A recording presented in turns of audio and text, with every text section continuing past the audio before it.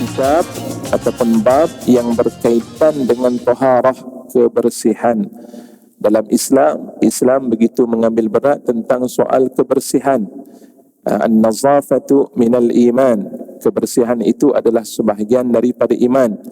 Begitu juga Allah menyebut dalam Al-Quran, wasiyabaka fatahhir, dan pakaian yang ada bersama dengan kamu sucikan, bersihkan ia. Assalamualaikum warahmatullahi wabarakatuh.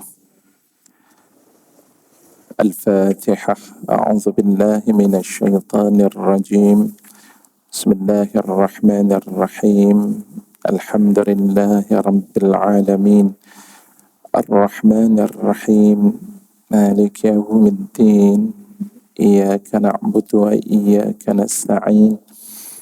Ihdinas siratal mustaqim, siratal ladzina an'amta 'alaihim ghairil maghdubi 'alaihim waladdallin.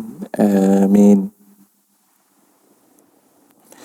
Alhamdulillahi wa kafa, salatan wa salaman دائمين متلازمين على حبيبنا المصطفى وعلى خاتمهم وأكرمهم وأشرفهم حبيب الله وحبيبنا وشفيعنا وزخرنا ومولانا محمد صلى الله عليه وسلم وعلى آله الطاهرين وأصحابه المجاهدين أنه بلغ الرسالة وأدى الأمانة ونصح الأمة وكشف به الغمة وجاهد في سبيل الله حق جهاده حتى أتاه اليقين.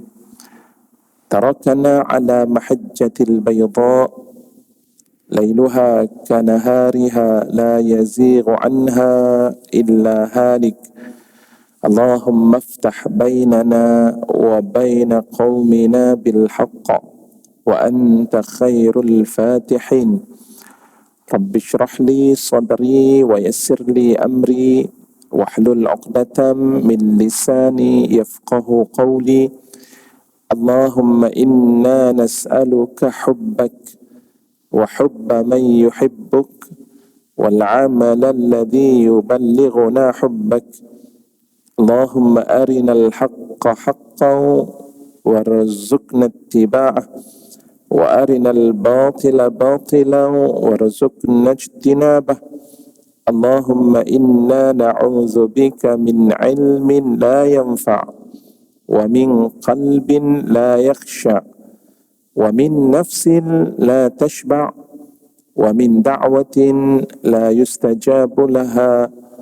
Allahumma amin ya rabbal alamin. Yang dihormati Tuan Imam, Tuan Bilal, seluruh ahli jawatan kuasa pengimarahan Masjid Al-Falah, tuan-tuan, puan-puan, hadirin hadirat, muslimin muslimat, para jamaah yang dikasihi dan dirahmati Allah. Alhamdulillah summa alhamdulillah.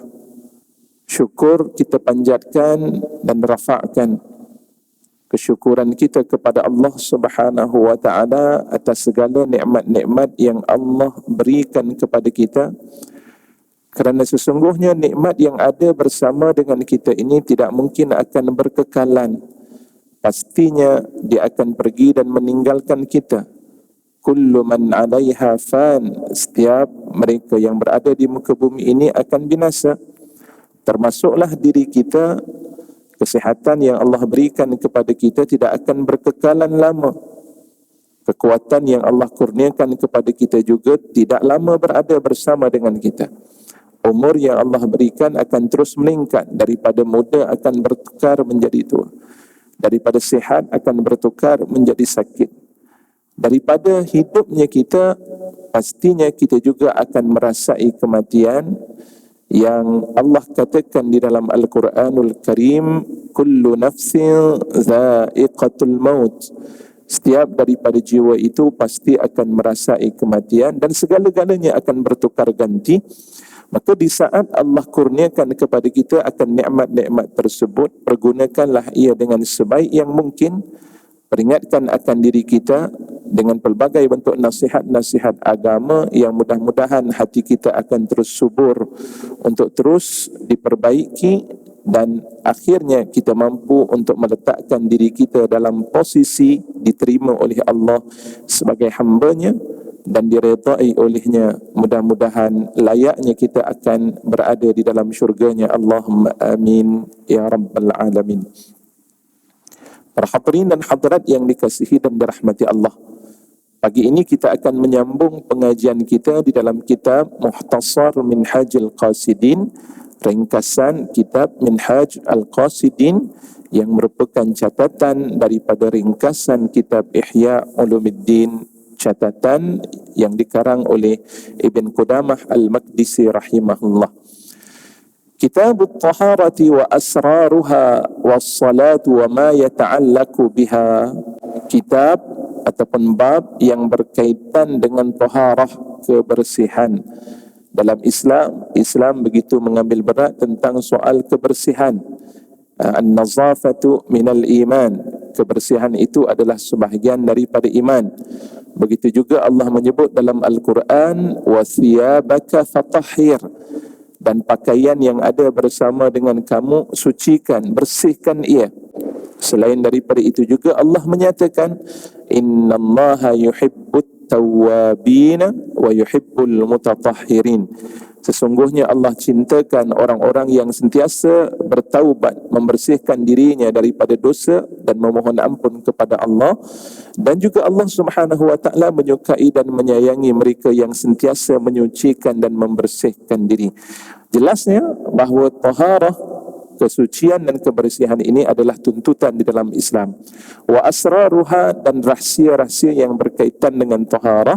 Sebab kadang-kadang kita menilai taharah itu, kebersihan itu hanya dari sudut zahir, sedangkan itu tidak berlaku, ataupun bukannya tidak berlaku, tetapi itu tidaklah begitu diambil prihatin di kalangan para sahabat radhiyallahu anhum ajma'in. Sebaliknya yang lebih penting bagi mereka itu adalah taharah al-qalb, kebersihan dan kesucian yang berkaitan dengan hati itu. Kenapa? Sebab kesucian yang berkaitan dengan hati itu adalah merupakan sebab untuk sampai diri seseorang itu kepada Allah Subhanahu wa ta'ala, sehingga Allah Subhanahu wa ta'ala akan menerima suatu kebaikan daripada apa yang dilakukan. Dan sebelum itu tuan-tuan, sebelum kita masuk perbincangan ini, saya tertarik dengan ada suatu kata-kata yang disebut oleh Ibnu Athaillah As-Sakandari rahimahullah dalam kitab Al-Hikam beliau. Beliau kata apa? Rubbama fatahallahu lak bab at-ta'ati wa lam yaftah laka bab al-qabul, wa rubbama qada Allah wa rubbama qada alayka bizambi wa kana sababal wusul. Kata daripada beliau, kadang-kadang fatahallahu laka babat taubah, Allah Subhanahu wa ta'ala membukakan bagi kamu itu pintu-pintu at-ta'ah, ketaatan pada Allah. Allah buka kita rajin untuk menunaikan salat, Allah bukakan kepada kita rajin kita membaca Al-Quran, Allah bukakan kepada kita rajin untuk kita bersedekah. Alhamdulillah, segalanya baik. Walam yaftah babal qabul, tapi Allah tidak membukakan baginya itu pintu-pintu penerimaan daripada Allah. Maksudnya apa? Buat baik tersebut tapi Allah tak terima. Puncanya kenapa? Ada sifat-sifat penyakit yang ada di dalam hatinya. Kenapa? Sebab saat ketika dia memasukkan wang tersebut nak menunjuk-nunjuk kepada manusia. Saat ketika menunaikan solat juga nak menunjuk ataupun memiliki sifat selain daripada Allah, tidak ada keikhlasan. Lantaran daripada itu segala ibadah yang dilakukan itu tidak diterima oleh Allah. Wal'iyazubillah. Kita minta berlindung kepada Allah Subhanahu wa ta'ala daripada sifat ini. Kemudian disambung lagi oleh Ibnu Athaillah As-Sakandari rahimahullah, wa rubbama qada alayka bizambi, kadang-kadang Allah Subhanahu wa ta'ala menghukum diri kamu itu dengan pelbagai bentuk dosa. Banyak seseorang itu melakukan dosa kepada Allah Subhanahu wa ta'ala. Setiap kali dia melakukan dosa, wa kana sababal wusul, tapi dengan sebab dosa yang dilakukan itu adalah punca untuk dia diterima ataupun untuk sampai kepada Allah Subhanahu wa taala. Allahu akbar. Dengan dosa yang dilakukan terasa akan kebersalahan yang ada pada dirinya, sehingga akhirnya menjadikan dirinya semakin dekat dan semakin hampir kepada Allah. Orang yang tidak bersolat 20 tahun yang lalu, saat tiba-tiba Allah kurniakan kepadanya perasaan untuk bertaubat kepada Allah Subhanahu wa taala, itu jelas sekali ibadah di saat dia melakukan amalan tersebut tidak sama dengan ibadah orang yang 20 tahun yang lalu tunaikan solat.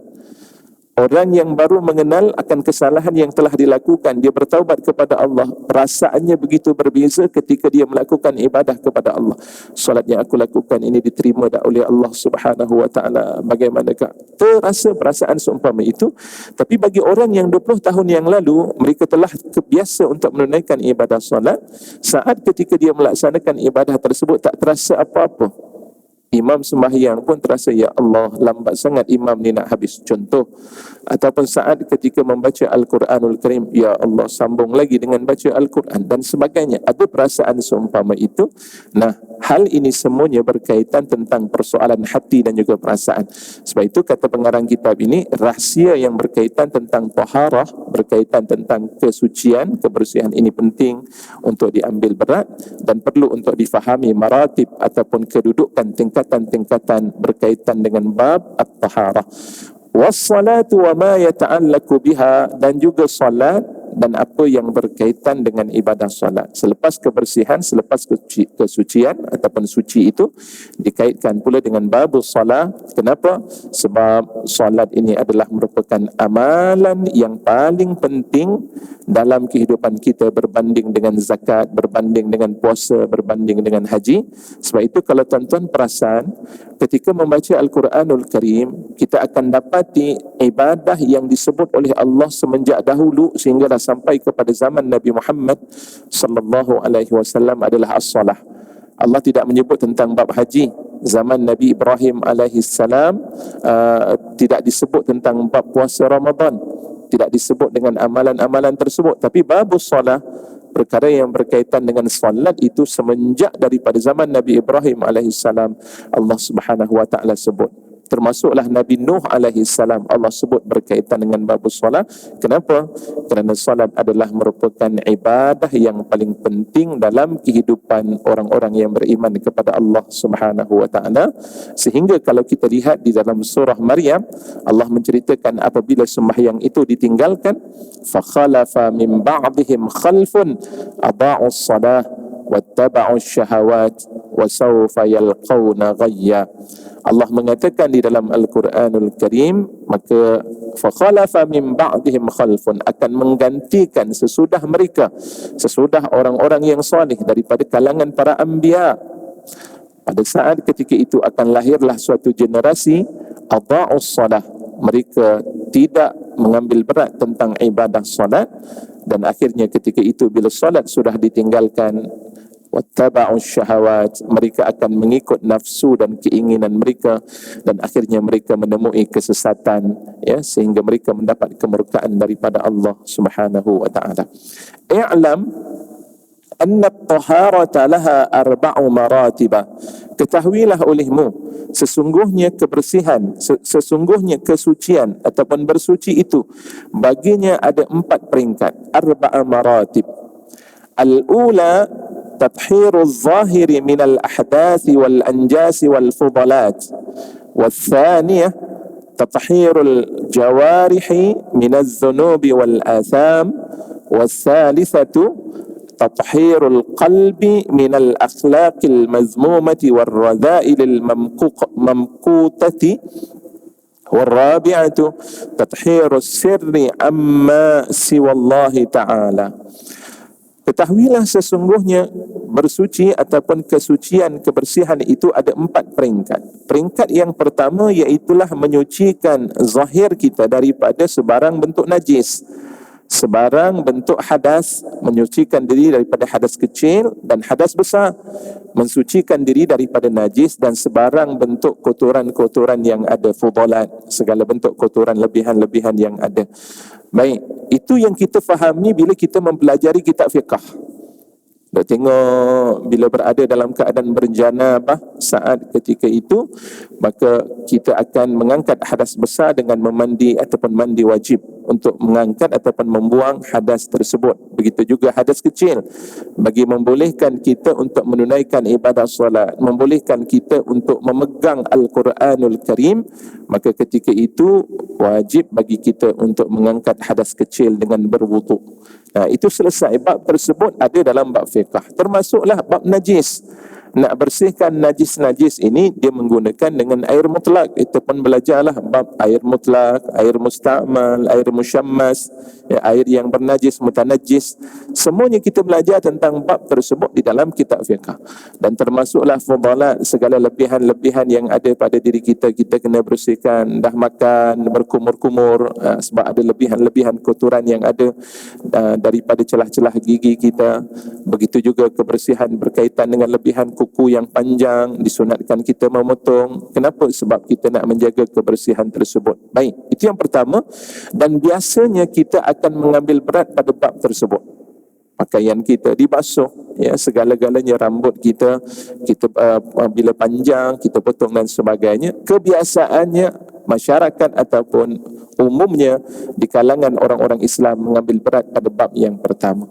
Bab yang kedua ataupun peringkat yang kedua, naik kepada peringkat yang kedua, tathhirul jawarihi minaz zunubi wal asam, iaitulah menyucikan akan jawarih, anggota-anggota kita ini daripada dosa-dosa zunub wal asam. Serupalah zunub ini dosa-dosa. Kita berusaha untuk membersihkan anggota kita daripada melakukan dosa.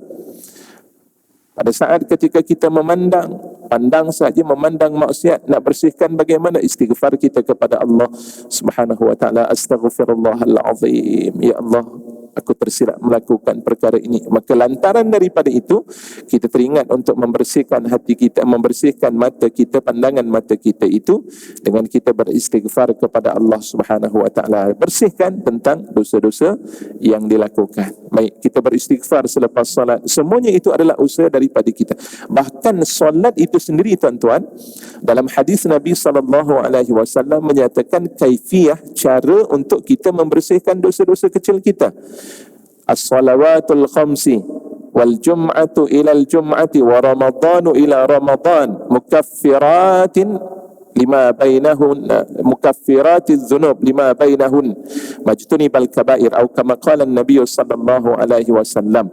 Baik, Rasulullah mengatakan bahawa sembahyang 5 waktu, solat yang kita laksanakan 5 waktu itu, wal jum'atu ilal jum'ati, solat Jumaat yang kita laksanakan menuju kepada solat Jumaat berikutnya, wa ramadanu ila ramadan, dan bulan Ramadan ataupun puasa pada bulan Ramadan menuju ke bulan Ramadan berikutnya, itu adalah penghapus terhadap dosa-dosa kecil yang kita lakukan selagi mana kita tidak melakukan dosa-dosa yang besar. Penghapus itu ada jalannya. Itu juga diambil berat dalam kehidupan kita.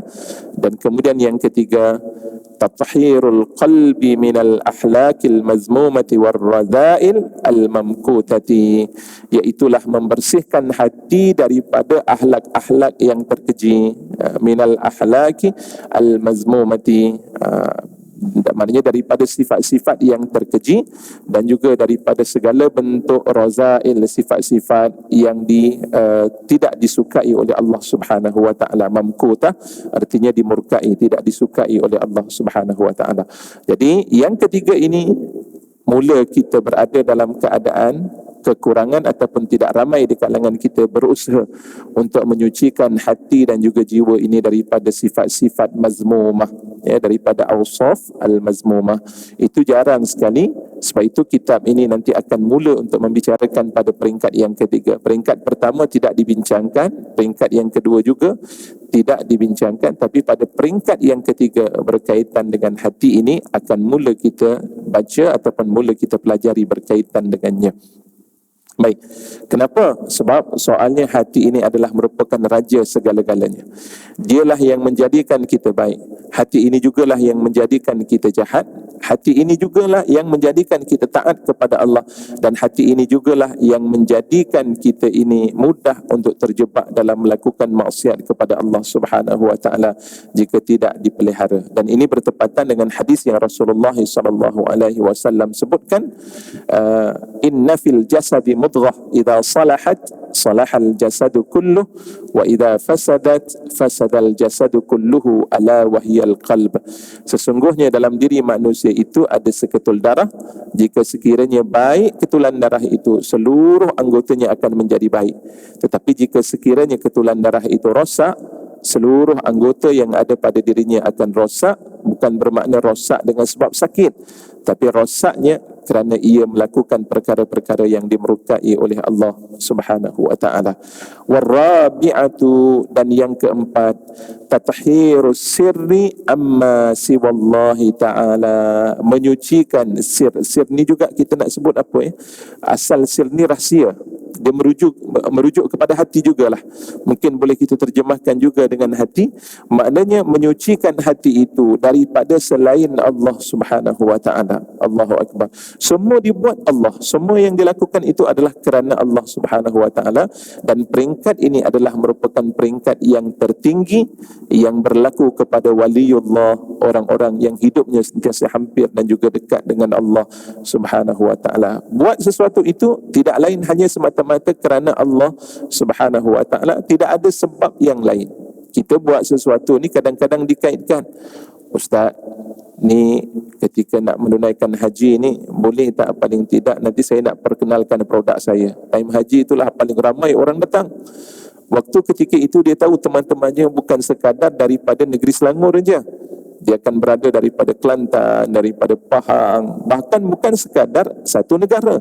Jumpa lagi dengan Indonesia, jumpa lagi dengan Brunei, seluruh negara jumpa. Waktu itu dia mula perkenalkan, begini bagus, bagus, macam mana. Ada urusan ataupun ada sebab yang lain di samping ia melakukan amalan. Berpuasa sebagai contohnya. Ustaz, kalau sekiranya saya berpuasa ni, saya niat ia kerana Allah, tapi pada saat yang serupa saya nak sihatkan badan saya. Sebab doktor kata kalau berpuasa tu dia akan dapat menyihatkan badan. Akhirnya dikaitkan antara puasa itu dengan sebab yang lain. Dan begitulah seterusnya dalam perkara-perkara yang dilakukan ada kaitan yang lain. Maka bab yang ketiga ini nak menunjukkan amalan yang dilakukan adalah semata-mata kerana Allah. Seperti mana yang pernah saya ceritakan dahulu tuan-tuan, kisah seorang sahabat Nabi SAW yang bernama Haris, ya, Al-Ansari. Ada yang mengatakan Haris ibn Malik, ada yang mengatakan Zaid ibn Samin. Kalau jika tidak silap, ya, saya terlupa nama seorang sahabat yang lain. Itu ada beberapa riwayat. Tapi dalam hadis tersebut Rasulullah memanggil sahabat tadi dengan nama Haris. Ya Haris, kaifa asbahta? Wahai Haris, bagaimana waktu kamu berada di pagi subuh ini? Waktu subuh ni kita duk tanyalah teman-teman kita selesai daripada solat, apa khabar, bagaimana keadaan subuh ni? Biasanya kalau kita kata tanya begitu, kita kata alhamdulillah saya berada dalam keadaan sihat. Tapi Haris tidak mengatakan demikian radhiyallahu anhu. Apa kata daripada beliau? Asbahtu mu'minan haqqan. Ya Rasulullah, sesungguhnya aku ni pagi ni aku memang rasa sungguh-sungguh aku ini beriman kepada Allah Subhanahu wa taala. Lain macam orang berkata demikian, tiba-tiba kata boleh menyebutkan dirinya itu benar-benar beriman kepada Allah. Bukan mudah tuan-tuan kita nak mengatakan demikian. Kita nak sebut diri kita ni betul-betul beriman kepada Allah. Betulkah? Waktu itu Haris mengatakan demikian. Rasulullah kata, unzur ala ma qulta. Perhatikan oleh kamu wahai Haris, apa yang kamu katakan. Likulli syai'in haqiqah, fama haqiqatu imanik. Setiap segala sesuatu itu ada hakikatnya. Segala sesuatu itu ada hakikatnya, ada sesuatu yang mesti dipastikan terlebih dahulu. Apa bukti yang menunjukkan iman kamu itu, ataupun apa bukti yang menunjukkan kamu ini benar-benar beriman kepada Allah Subhanahu wa taala. Jadi waktu itu kata Al-Haris, azaftu nafsi wa azma'tu, azaftu, aku telah mengasingkan diriku, kemudian Dikatakan azma'tu lidzalika nahari, waktu siang itu aku jadikan waktu untuk aku berpuasa kepada Allah. Wa ashartu layali, sementara di waktu malamnya itu aku gunakan untuk bangkit berqiyamil lail, kerana semata-mata kepada Allah Subhanahu wa taala. Dan apa yang berlaku tuan-tuan, wa ka'anni anzur arsya rabbi bariza, dan seakan-akan aku ini setelah aku melaksanakan amalan itu dalam keadaan berterusan, wahai Rasulullah sallallahu alaihi wasallam, seakan-akan aku memandang arasy Allah itu berada di hadapanku. La ilaha illallah, suatu pandangan yang tidak berlaku dalam kehidupan manusia-manusia biasa. Melihat arasy Allah berada di hadapan. Wa ka'anni anzur ahlal jannati yatazawaruna bainahum, dan seakan-akan aku melihat ahli syurga yang berada di hadapan mataku ini, aku melihat ahli syurga sedang saling menziarahi sesama mereka. Wa ahlun nar, dan ahli neraka mereka sedang menjerit-jerit kepanasan akibat daripada siksaan daripada Allah Subhanahu wa taala. Apa jawapan daripada Nabi sallallahu alaihi wasallam? Rasulullah sallallahu alaihi wasallam mengatakan, alzim, sebanyak 3 kali, lazimkan diri kamu untuk melakukan perbuatan tersebut, jangan putus untuk kamu melaksanakan amalan-amalan tersebut. Dan seterusnya. Sesudah daripada itu, Al-Haris tadi meneruskan amal ibadahnya. Kenapa? Sebab hatinya ketika itu hanya terikat kepada Allah Subhanahu wa taala, tidak ada sebab-sebab yang lain. Dan inilah yang berlaku pada sebahagian para ulama-ulama yang silam, yang mana hidup mereka peruntukkan untuk Allah Subhanahu wa taala, seperti mana yang berlaku kepada Fudail ibn Iyad radhiyallahu anhu. Fudail ibn Iyad ini di antara salah seorang ulama yang sezaman dengan Abdullah ibn Mubarak, iaitu dalam sekitar akhir kurun yang kedua, ya, di sekitar akhir kurun yang kedua. Jadi saat ketika kehidupan Fudail ibn Iyad radhiyallahu anhu, yang satu ketika hidupnya penuh dengan dosa, tapi apabila dia telah bertaubat kepada Allah Subhanahu wa taala, ketika itu dia letakkan dan dia wakafkan dirinya untuk duduk di Madinah dan juga Mekah, iaitulah lebih tepat duduknya di Masjidil Haram dan juga Masjidil Nabawi.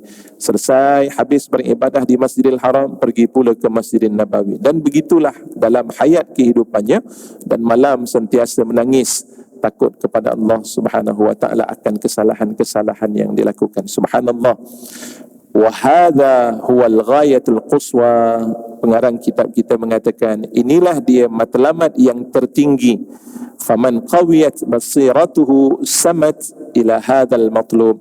Barang siapa yang kuat pandangan mata hatinya, maka akan tercapai kepada tuntutan ini.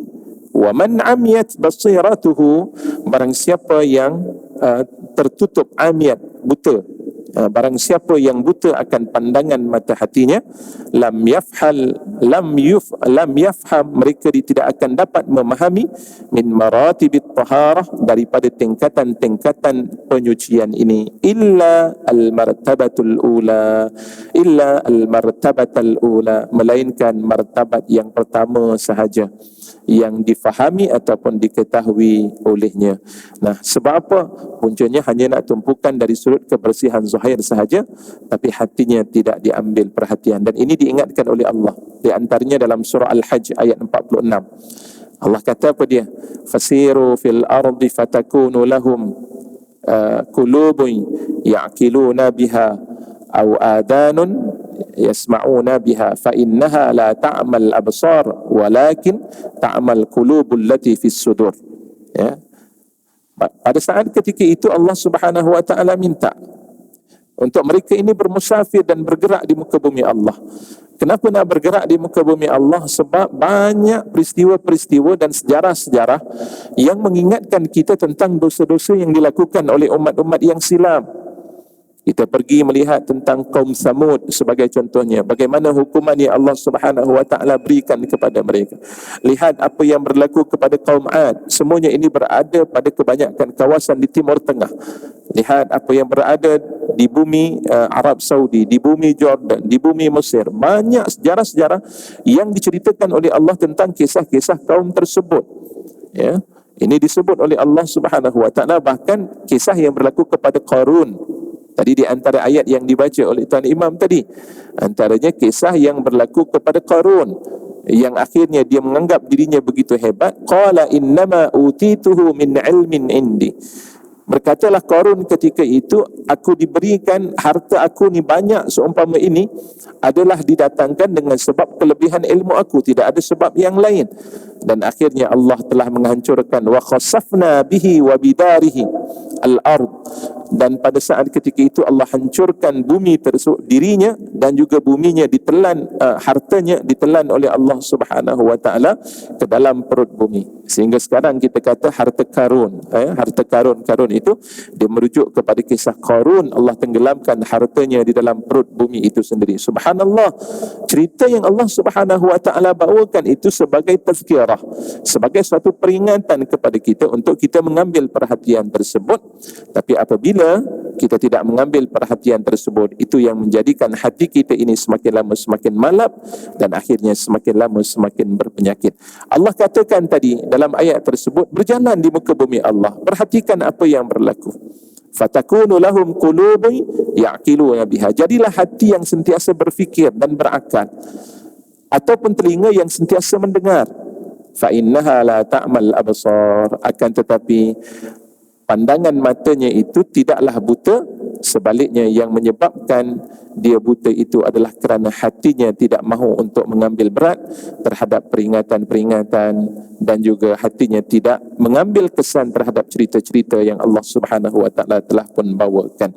Baik, kemudian فتراه يضيء أكثر زمانه الشريف في المبالغة في الاستنجاء وغسل الثياب ظنا منه بحكم الوسوسة وقلة العلم أن الطهارة المطلوبة هي هذه فقط، وقلة العلم أن الطهارة المطلوبة هي هذه فقط.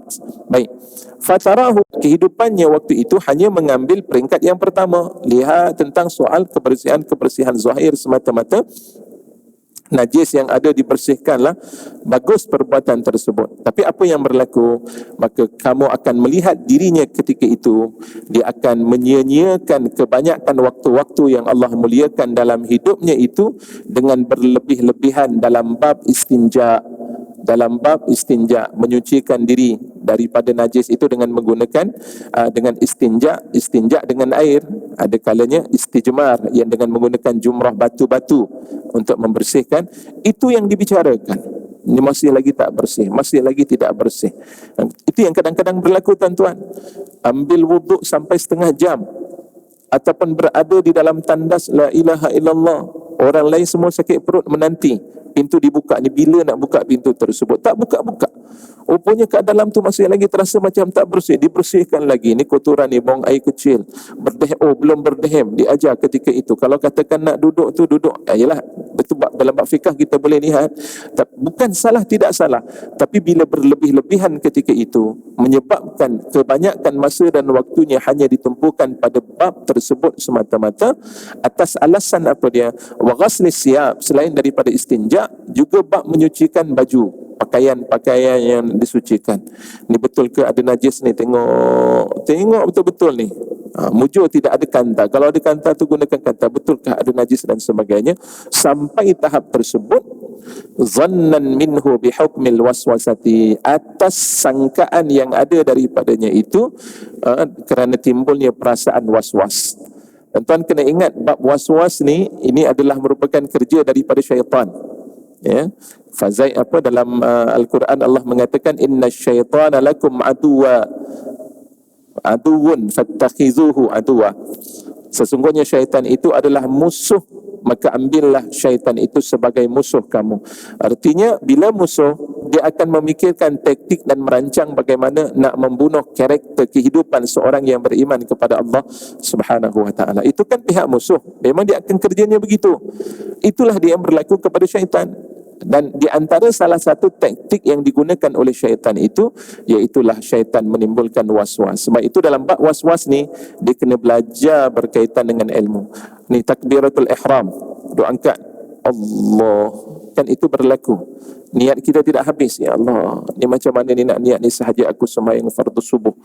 2 rakaat mengikut imam kerana Allah Ta'ala, itu dah lama. Tambah lagi dengan solat jamak dan qasar, lagilah lama. Sahaja aku sembahyang fardu zuhur 2 rakaat qasar dijamakkan bersamanya solat asar mengikut imam kerana Allah Ta'ala, lagi panjang, maka makin lama ketika itu, sehingga kadang-kadang imam dah habis Fatihah pun masih lagi belum selesai dalam bab takbiratul ihram. Puncanya kerana persoalan yang berkaitan dengan keraguan syak yang ada, yang ditimbulkan oleh syaitan. Duduk ni dalam keadaan demikian, saya ni dah berhadas ataupun tidak? Ya, solat kita laksanakan ni, bab duk teringat dalam keadaan demikian, solat ni dah terkentut ke tidak, ada kaedahnya yang diajar untuk kita menyelesaikan masalah tersebut. Solat yang kita laksanakan ni 3 ke 4, jarang 1 dan 2 ni, tapi biasanya berlaku bab 3, 4 ataupun solat maghrib ni dah 2 ataupun dah 3 rakaat yang ketiga, rakaat kedua ataupun rakaat ketiga, timbul permasalahan tersebut. Bagaimana penyelesaiannya? Telah pun ada penyelesaian yang diutarakan oleh para ulama, itu boleh dilihat dalam bab berkaitan dengan kitab fiqh. Baik, was-was itu adalah di antara kerjanya, sehingga akhirnya banyak masa kita menghabiskan pada perkara-perkara yang berkaitan dengan kesucian dari sudut zahir.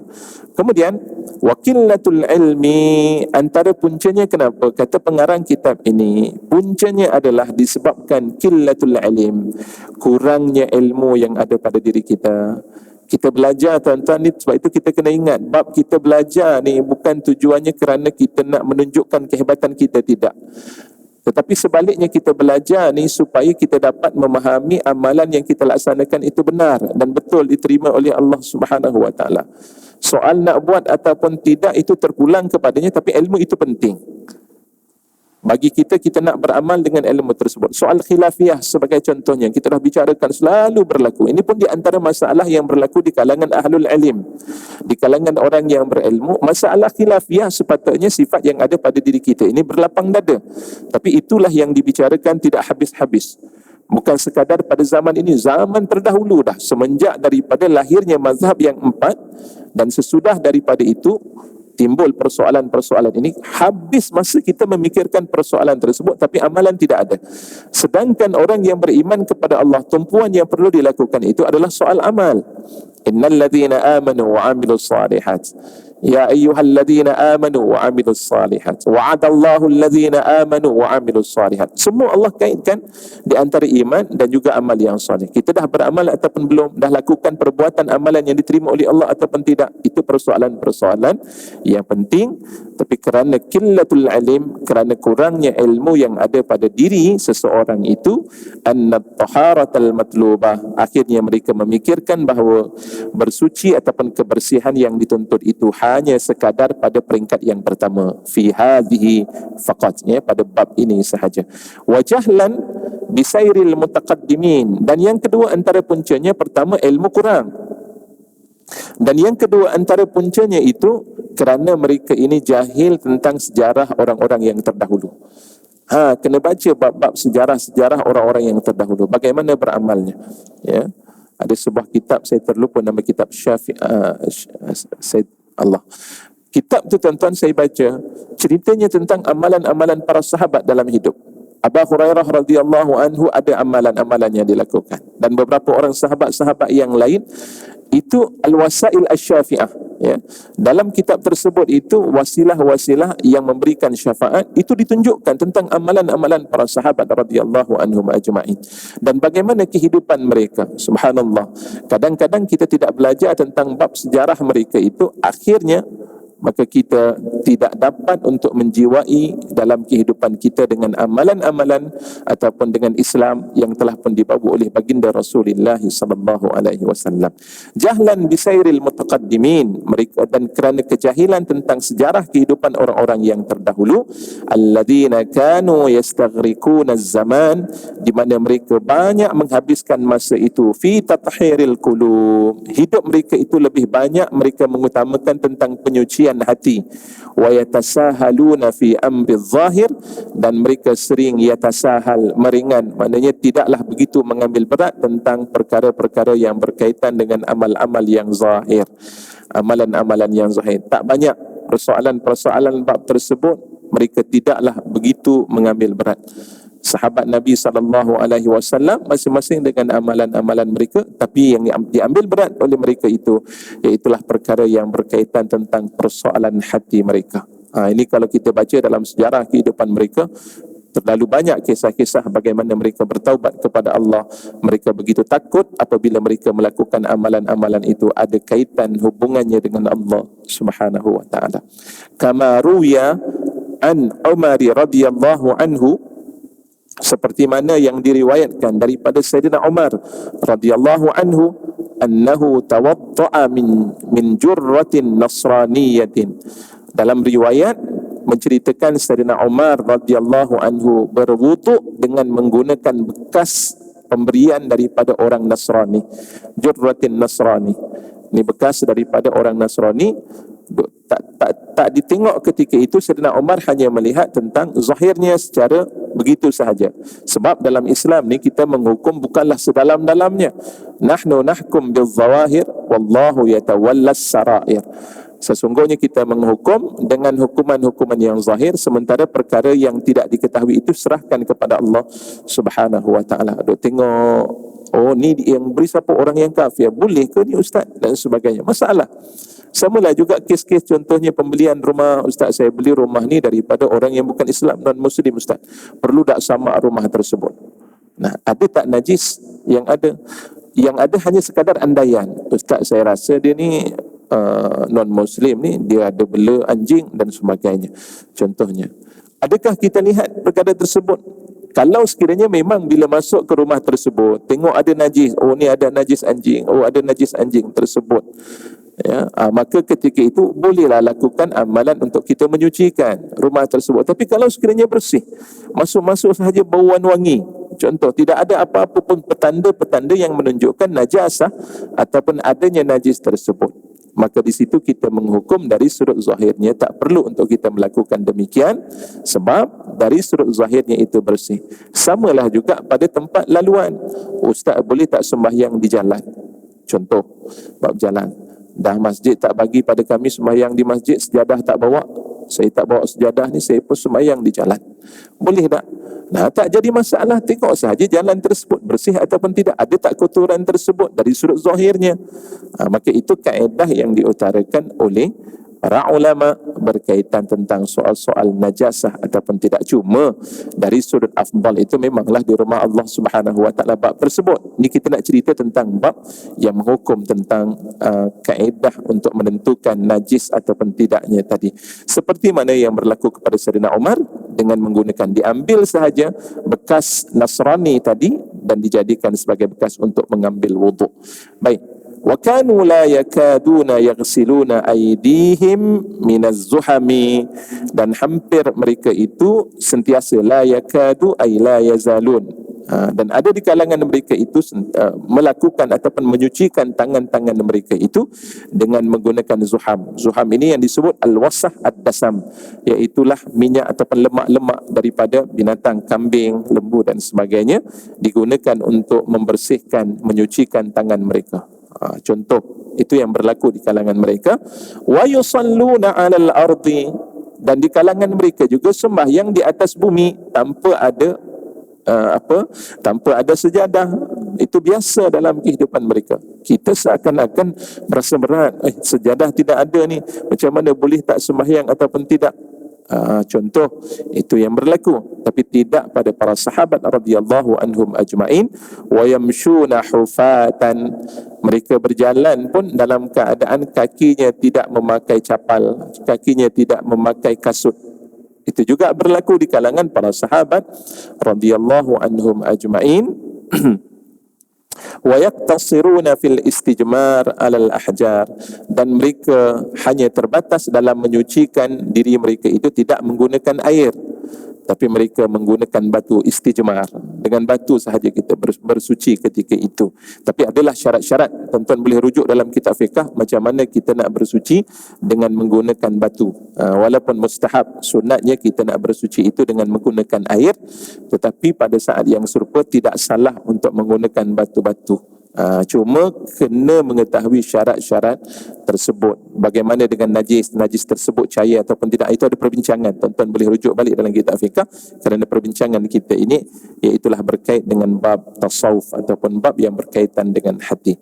Sedikit lagi tuan-tuan, wa qad intahal amru ila qaumin yusammuna ar-ru'unata nadhafatan fatarahu aktsara zamanihim يمضي في تزيين الظواهر وبواطنهم خراب محشوة بخبائث الكبر والعجب والجهل والرياء والنفاق ولو رأوا مقتصرا على الاستجمار على الحجر أو حافيا يمشي على الأرض أو من يصلي عليها من غير حائل أو متوضئا من آنية أجوز لأنكروا عليه أشد الإنكار ولقبوه بالقذر واستنكفوا من مؤاكلته فانظر كيف جعلوا البذاذة التي هي من الإيمان قذارة والرعونة نظافة وصيروا المنكر معروفا والمعروف منكرا. Kadang-kadang sampai kepada penghujungnya waqad intahal amr, dan sampai kepada satu peringkat kepada suatu kaum yang mereka menamakan kejahilan itu ru'una ay al-hamaqah, kebodohan itu sebagai kebersihan. Maknanya kejahilan mereka itu, mereka menganggap sesuatu itu yang dianggap bersih hanya pada had-had yang tertentu. Orang yang memakai pakaian yang berada dalam keadaan dalam keadaan comot sebagai contohnya, dia tetap suci, ya, maka dia dianggap sebagai tidak bersuci. Contoh, duk tengok ada kotoran sedikit pada pakaiannya, bukan najis, mungkin kerana cat ataupun adalah ada kotoran sedikit yang bukan najis, ketika itu dianggap sebagai tidak bersih. Sedangkan hakikat seumpama itu tidaklah berlaku di kalangan para sahabat radhiyallahu anhum ajma'in, sebab kita tahu ada di kalangan para sahabat Nabi SAW yang mereka memiliki pakaian itu hanya satu sahaja dalam hidupnya. Confirmlah dalam hidupnya, kalau satu pakaian saja dalam hidup, itulah yang digunakan untuk sembahyang, itulah yang digunakan untuk tidur dan sebagainya, berlaku dalam hidup mereka. Jadi lantaran daripada itu, perkara seumpama ini perlu untuk kita bertolak ansur dalam hal-hal seumpama ini. Fatara aktsara, lantas kamu melihat kebanyakan masa mereka itu berlalu hanya mempersoalkan perkara berkaitan tazyiniz zawahir, memperhiaskan perkara-perkara yang zahir, wa bawatinuhum, sedangkan batin mereka, dalaman mereka itu kharabun, rosak, mahsyutun, dipenuhi dengan khaba'ithil kibir, dengan sifat-sifat buruk, antaranya sifat kibir, iaitulah sifat sombong, ya, kibrun, wal ujub, sifat ujub yang ada pada dirinya, wal jahli, kejahilan, wal riyai, dan juga sifat riya, wan nifaq, dan sifat berpura-pura. Walau ra'au muktasiran alal istijmar, bila mana mereka melihat seseorang itu di dalam bab bersuci hanya menghususkan kepada menggunakan batu, maka au hafian, ataupun mereka melihat seseorang itu berjalan tanpa menggunakan selipar ataupun menggunakan kasut, au may yusalli alaiha min ghairi ha'il, ataupun orang yang bersembahyang di atas muka bumi itu tanpa ada sejadah penghalang, ataupun sejadah lah bahasa kita mudah tersebut demikian, au mutawaddian, ataupun apabila mereka melihat orang yang berwuduk daripada bekas seorang yang tua yang telah pun berusia, la ankaru alaihi asyaddal ingkar, nescaya mereka akan mengingkari ke atasnya itu dengan seburuk-buruk keingkaran, walaqabuhu bil qazar, dan mereka akan menuduh orang-orang seumpama ini sembahyang tak pakai sejadah, pakaiannya agak lusuh, ataupun dia tidak berjalan, tidak memakai kasut, dituduhnya orang-orang seumpama ini sebagai qazar, sebagai sampah, sebagai kotoran. Wastankafu min muakalatihi, dan saat ketika dia nak makan, dia tak akan makan dengan orang-orang seumpama ini. Pilih kawan-kawan, oh dia ni tak layak makan bersama dengan kita, wal iyazubillah. Dan kemudian apa kata lagi, fanzur kaifa ja'alul bazzadah, dan perhatikanlah orang yang memakai, bagaimana mereka menjadikan orang-orang yang memakai pakaian biasa yang lusuh, ahli zuhud. Ya, di kalangan para ulama ada antaranya Imam Ahmad radhiyallahu anhu, seorang yang berbiasa sahaja dari sudut pakaiannya, allati hiya minal iman, yang ia juga adalah di antara ciri-ciri tanda keimanan kepada Allah Subhanahu wa taala, mereka menjadikan orang-orang seumpama ini sebagai anggapan mereka sebagai kotoran, warru'unata nadhafatan, dan mereka menganggap kotoran itu pula, kebodohan itu juga adalah kebersihan bagi mereka, dan mereka telah menungkarkan kemungkaran menjadi ma'ruf, lantas mereka menjadikan ma'ruf itu sebagai benda-benda yang mungkar. Ini di antara beberapa perkara-perkara pada mukaddimah perbincangan kita yang dibicarakan oleh pengarang kitab Ibn Qudamah Al-Maqdisi. Nanti kita akan lihat apakah konten ataupun beberapa perkara-perkara berikutnya nanti yang akan kita perhatikan tentang betapa pentingnya persoalan-persoalan ini untuk supaya kita dapat menjadikan diri kita ini insan yang sentiasa mengambil berat tentang persoalan yang berkaitan dengan hati. Wallahu a'lam. Sekadar ini yang dapat untuk kita bincang dan bicarakan pada pagi ini. Mudah-mudahan sedikit sebanyak daripada apa yang kita bincang dan bicarakan dapat memberikan manfaat kepada kita bersama. Yang baik itu datang daripada Allah Subhanahu wa taala. Al-haqqu min rabbik fala takunanna minal mumtarin. Aqulu qawli hadha wa astaghfirullahal azim li wa lakum. Wabillahi taufiq wal hidayah. Wassalamualaikum warahmatullahi wabarakatuh. A'udzu billahi minasy syaithanir rajim. Bismillahirrahmanirrahim.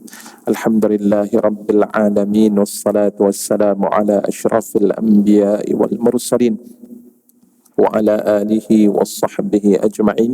اللهم اجعل جمعنا هذا جمعا مرحوما وتفرقنا من بعده تفرقا مباركا معصوما ولا تجعل فينا شكيا ولا مترودا ولا محروما برحمتك يا أرحم الراحمين.